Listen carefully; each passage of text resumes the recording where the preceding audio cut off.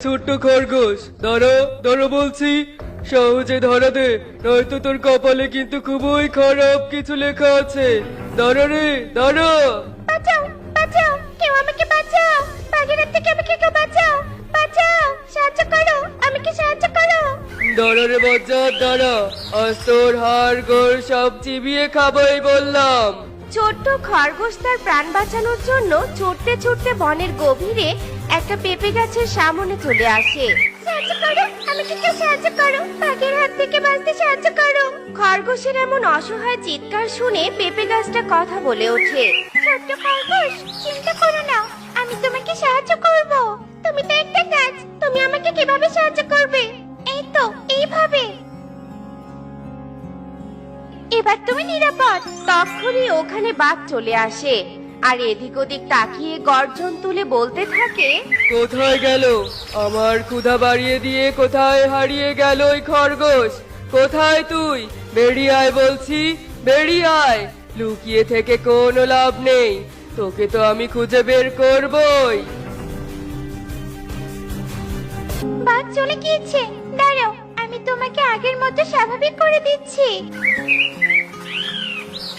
তোমাকে অনেক ধন্যবাদ পেঁপে গাছ, তবে তুমি একটা সাধারণ গাছ হয়ে এমন জাদু করতে পারলে? ছোট বন্ধু, আমি কোনো সাধারণ গাছ নই, আমি জাদুই পেঁপে গাছ। আমার জাদু শক্তি দিয়ে আমি অসহায় দুঃখীদের সাহায্য করি। তার মানে তুমি সাহায্যকারী পেঁপে গাছ, তাই তো? হ্যাঁ বন্ধু, তাই।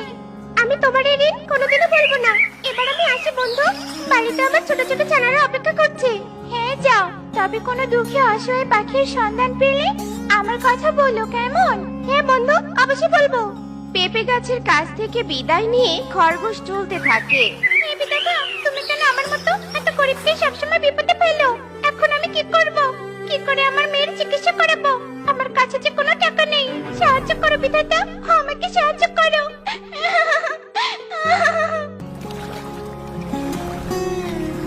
এই বাড়িতে কেউ কাঁদছে মনে হয়, যাই তো গিয়ে দেখি তো কে কাঁদছে।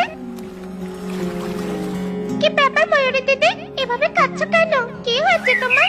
খরগোশ, এই দেখো, আমার লক্ষ্মী ফুটফুটে মেয়েটা অসুস্থ হয়ে পড়ে আছে, অথচ টাকার অভাবে আমার কলেজের টুকরা চিকিৎসা করতে পারছে না। অনেকবার ইগলের কাছে সাহায্য চেয়েছি, কিন্তু সে আমাকে সাহায্য করেনি।